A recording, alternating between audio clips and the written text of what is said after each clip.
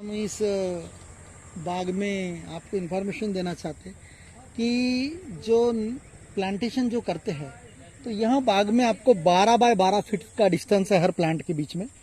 तो आप एक रो में एक पेड़ से दूसरे पेड़ के बीच का डिस्टेंस आपको 12 फीट लेके गड्ढे खोद के आपको प्लांट लगाना है और दो रो के बीच में, दो लाइन के बीच में 12 फीट का डिस्टेंस है ना। हर पेड़ का डिस्टेंस आपको 12 फीट, 12 से 13 फीट आपको मिलेगा। तो इस प्रकार अगर से आप प्लांटेशन करते हैं तो आपकी बाग इस प्रकार की 10 से 15 साल में इस प्रकार की आप बाग होगी। तो देखिएगा, यहाँ जब आप प्लांट लगाते हैं तो जो कलम का पार्ट है वो ज़मीन के ऊपर चाहिए। तो देखिएगा वो कलम का पार्ट लगभग आधा फीट ऊपर रखने का और उसके बाद में प्लांट को लगाने का, कोई भी ग्राफ्टेड प्लांट को। या तो फिर आप सिंपल पेड़ लगाते ज़मीन में तो उसको लगभग नीचे से ही ग्राफ्ट कीजिएगा, आधा फीट, 1 फीट, 2 फीट के ऊपर से। तो आपको इस प्रकार, और प्रूनिंग कीजिएगा ताकि आपको इस प्रकार का यानी प्लांट मिलेगा और आप हाथ से इस प्रकार का आम तोड़ सकते हैं। यहाँ दशहरी की वैरायटी में आपको बता चुका हूँ कि कम फ्रूट जब दशहरी में लगता है तो इसका साइज़ भी अच्छा होता है।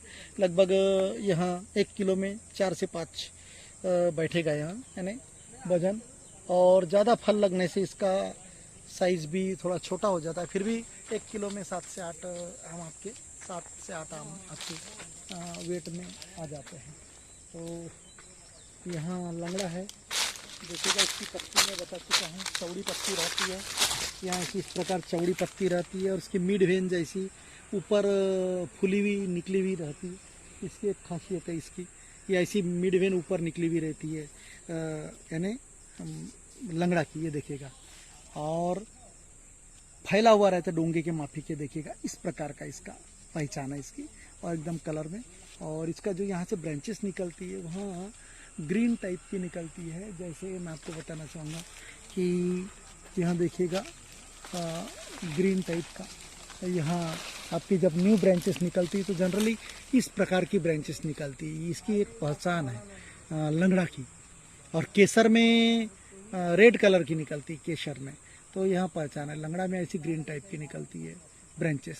तो फ्रेंड्स, अब इसकी प्लांटेशन करने का तरीका 2-3 प्रकार का है।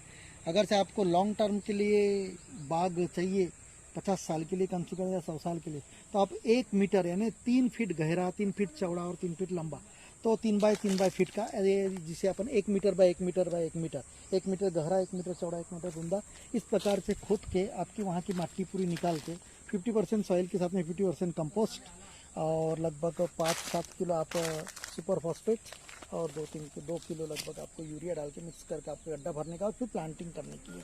और उस प्रकार नहीं भी किए तो फिर 2 बाय 2 फीट का गड्ढा आपको खोद के आप उसमें कंपोस्ट 50% मिट्टी डाल सकते हैं। और फिर हर साल आपको बारिश में या तो साल भर आपको 3-3 महीने में खाद देते रहने का, यूरिया और सुपर फॉस्फेट। तो इस प्रकार आपको उसका मेंटेनेंस करने का है।